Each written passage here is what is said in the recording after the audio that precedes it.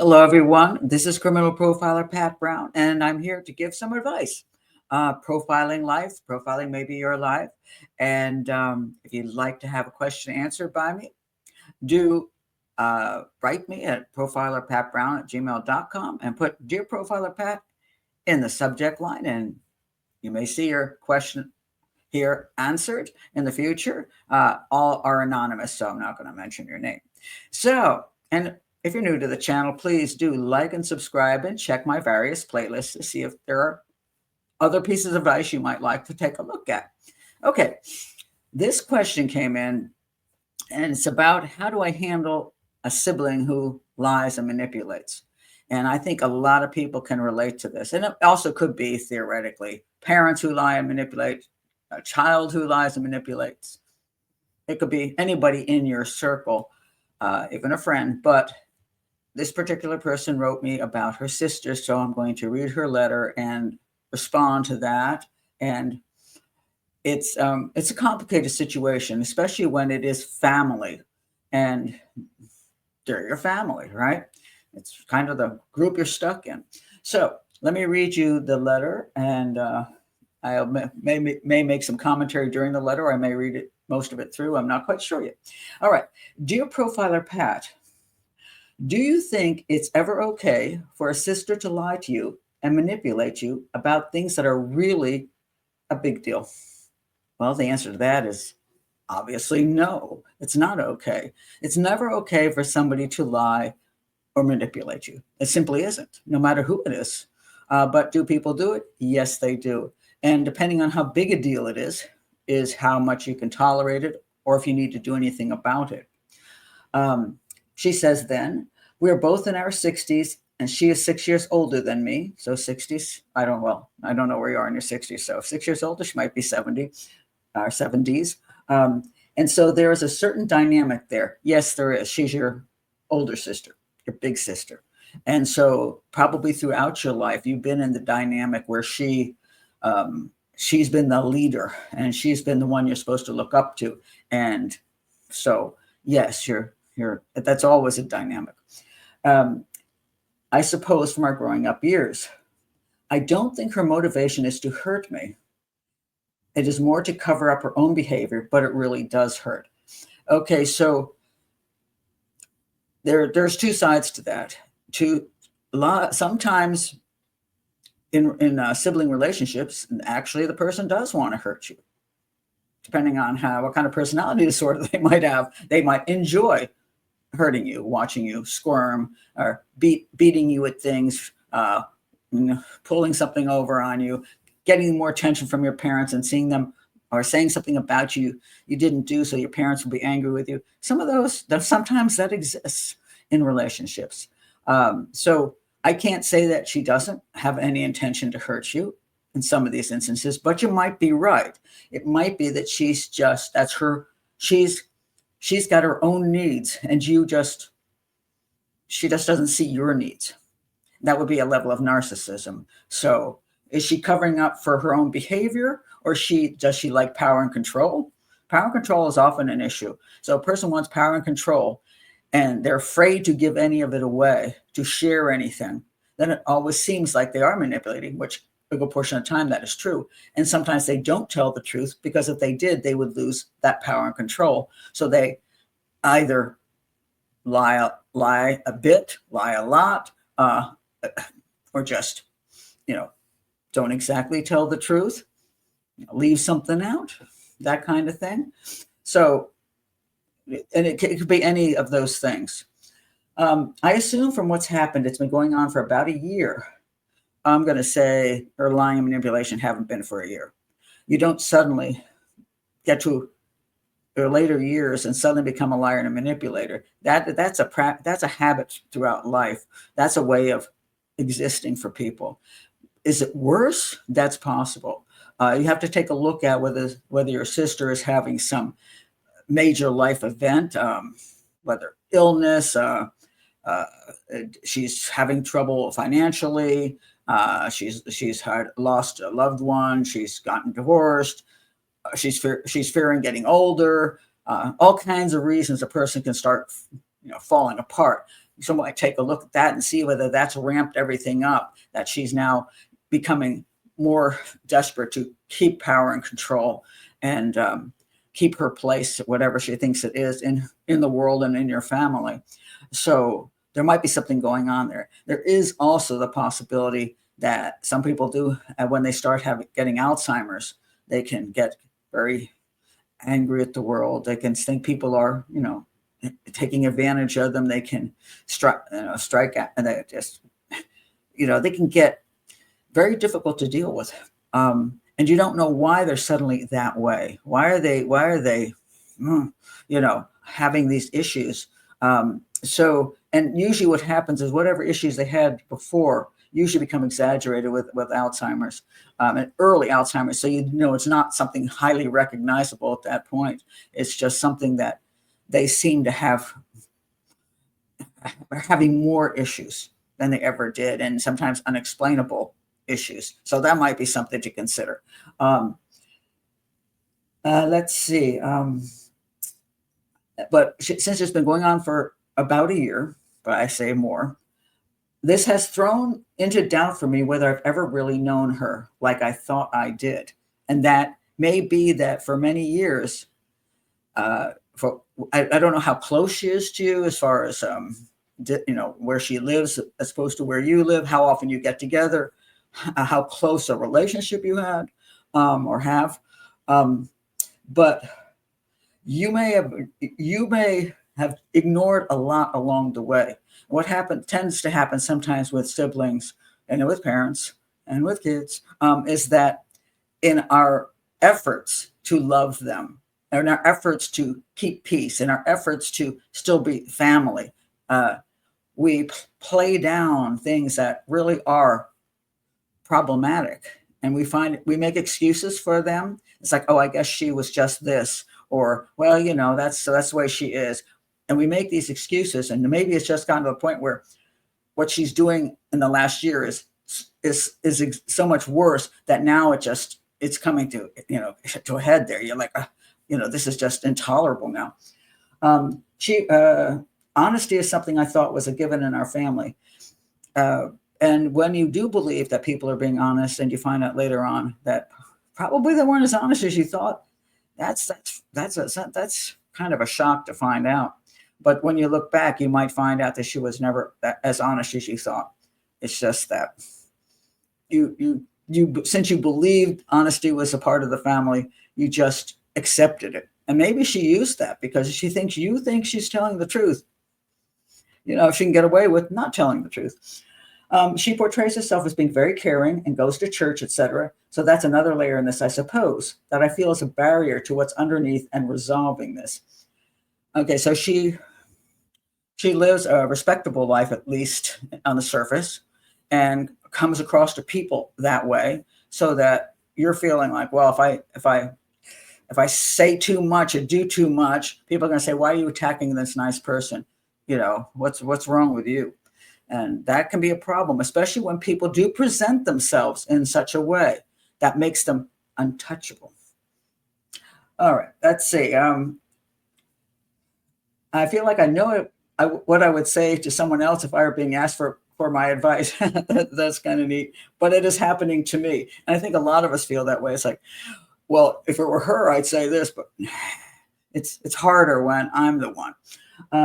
I am really torn over what to do about it. I don't think she will acknowledge she has been lying to me through shame. I don't know that it's shame or just the fact that she doesn't want to be found out and she doesn't like to be challenged. May not be shame, which I believe is the reason for her lies. Is it? I think it could be. I don't know what in your letter, you haven't said what she would be ashamed of, but so sometimes, yes, people cover up things if they feel like people aren't going to respect them as much, or they've done something that they just think if it came out, it would look bad. So yeah, those kind of lies, covering up shame, sure. But how does that affect you? I'm not sure. And I'm going to get into how much it affects you in a minute. And I'm really fearful of causing a family problem. Family is such an important constant in my life. It has been shocking for me to discover so many lies, and they are continuing. Okay, you would like to keep your family intact. You're in your 60s. Um, your parents may not be around for much longer if they're here. Your kids are growing up if you have kids. Everybody's growing older, and you want to keep what's left. Gotcha. Gotcha. Because your family gets smaller as you get older. And so, could you cause a family problem? Yes, you could. And the question is going to be, is it worth it? However, if I do nothing, I'm thinking of writing her a letter. No, don't do that. Then you have something in writing she can take to the rest of the family and show how mean you are. Don't do that. I know people like to do that, and it's like, and it's also, I've always found when people do that, it's almost like they're sending you a poison pen letter. People think it's a nice way to approach you, but a lot of times it's just it's sin writing, so you can see it over and over and over again. And it's kind of I don't like it. I think if you got something to say, go say it in person, and then you can look at the person and you can talk to them. But I've never been fond of that letter thing.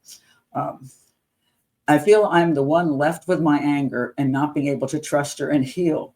Okay, the healing thing, you got to get over that. I mean, people want to heal all the time, and the chances of healing on some in a situation where you feel like you've been lied and manipulated in such a maybe for a long time and in such a way, you think, how are you going to heal from that? I mean, really? I mean, healing. I think that is. I've seen that used in so many situations. I need to heal from this. I need to heal from that. No, you need to learn to accept and move on. Learn to accept, build your life outside of that and move on, because that really is a way that you heal yourself, not by necessarily over confronting all the time. Sometimes the confronting doesn't work so well. People try it all the time. I'm going to go talk to that person. I'm going to do this. And you're like, it doesn't work. And then you feel more angry and bitter. Maybe sometimes you need to accept and then make your life as best you can. And then that portion isn't as important anymore. And that is how you heal. So I do like heal, but not in the way people usually put it. So, and you feel she also feels like she can't trust the person. Well, she's lied to you, manipulated you, and she keeps lying. Probably you can't trust her. Guess what you should do? Not trust her. I mean, you can't. If this is an ongoing thing, you're not going to go there and change her so that now you love and now you trust and have. You're never going to have that kind of trust. That's just not going to happen. What you need to do is have the acceptance of what she's like, what she's likely to do, and set your boundaries. And by that way, she can't harm you. But if you decide you're going to trust her, probably you're just going to get hurt over and over and over again. Because even if they say, okay, I won't do that anymore, probably they will. And then you're going to get hurt again and hurt again. It's not worth it. Basically, you're making it easier for her and harder for yourself. Because you say that, let's see, she doesn't get to know my hurt. Wait a minute. I feel I'm the one left with my anger. That is true. And not being able to trust her. True. And to heal. And she doesn't get to know my hurt or face up to her behavior. So you want her to know all the damage she's doing to you, because you want her to feel some pain. You want her to apologize. You want her to make up for it. You want her to do all these things, which I'm going to say is probably unlikely any of that will happen. Maybe I'm catastrophizing. I couldn't say it. Catastrophizing. But I dread a fallout and not having any family left if I initiate a confrontation. All right. Here is something right here. You've got the choice of figuring out how to have boundaries with her and accepting and doing things for your life that are good, or having a confrontation that's going to blow up, and probably, it's going to blow up on you, and it's going to have very bad results. So let me read the last bit here. No, that's it. Okay, so when you have a person in your life like this, you first of all, I don't know, you have to, Where are they in your life? Now, if you're living with a person, obviously you're going to be confronting this on a regular basis. So they say your two sisters living together. You might have to deal with that constantly. But if the person is living someplace else and not in your life 24/7, it's much easier for you to draw boundaries. So it's your life over here and it's her life over there. Most people have somewhat separate lives as far as when they're at a certain age, unless they moved in together, and that's fine if you get along great and your sisters and whatever or siblings move in together, that's awesome. But if you're in separate places, the question is, how often do they interfere with your life? And I mean that when I say interfere, I mean that in a truly negative way. If they're just if they're just calling you and going out with you and visiting you and it's always positive, well, then you don't have too many boundaries to put up, because you're happy when they show up. You're happy when they call. They're positive. They're a positive part of your life. But if that person is a negative part of your life that you start dreading talking to them, because they're going to start telling stories or lying about stuff, or when they come over, they make you uncomfortable. You have to set those boundaries up. If that person doesn't treat you properly, always consider it abuse. Because that's what it is. And when you care about a person, you do not abuse them. You do not manipulate. You do not lie. You treat them nicely. So if somebody is doing these things to you, there's that level of abuse, and you don't have to take it. So you can decide how often they will visit, how often you will visit. You can decide how often you'll take the phone call or do whatever you've got to do. You set the rules for yourself, not for her, for yourself. And if she objects to some of those, you either can just say, I'm busy, and she'll say, okay, well, whatever, I guess I can't hang around. Or you didn't answer your phone, and you can say, I was busy. And either she'll get the message that you're not really enjoying her company too much, and maybe she'll stay away a little bit more. You can set up, if you're having a conversation and she starts getting the lies, you can say, hey, I don't want to go there. Stop right now. Let's just not go there. Let's talk about something else. Control the conversation if it goes in a negative direction. If you're meeting with family and she's sitting there and telling lies and stuff with the family, well, that's also they have to deal with that.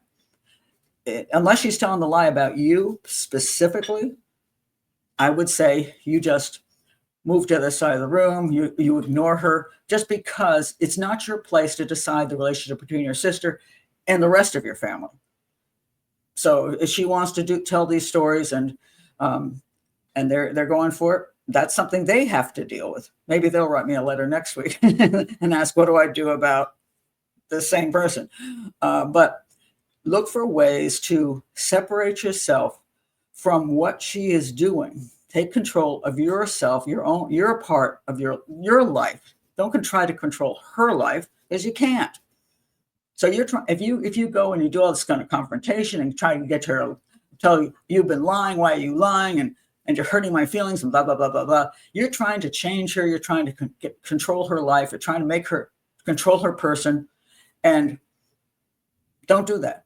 Control your own life. So don't spend so much time with her. Don't listen to her lies. Roll your eyes and go do something else. Find people who don't do that to you.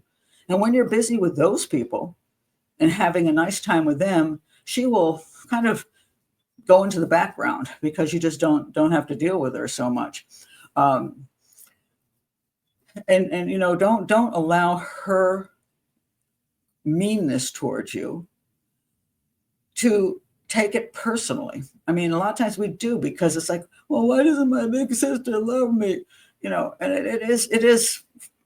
it can be like a little knife to the old heart. It can be, but it's not about you. If that's the way she is, if she's got a level of narcissism where needs this power and control and likes to manipulate people and not tell them the truth, that's who she is.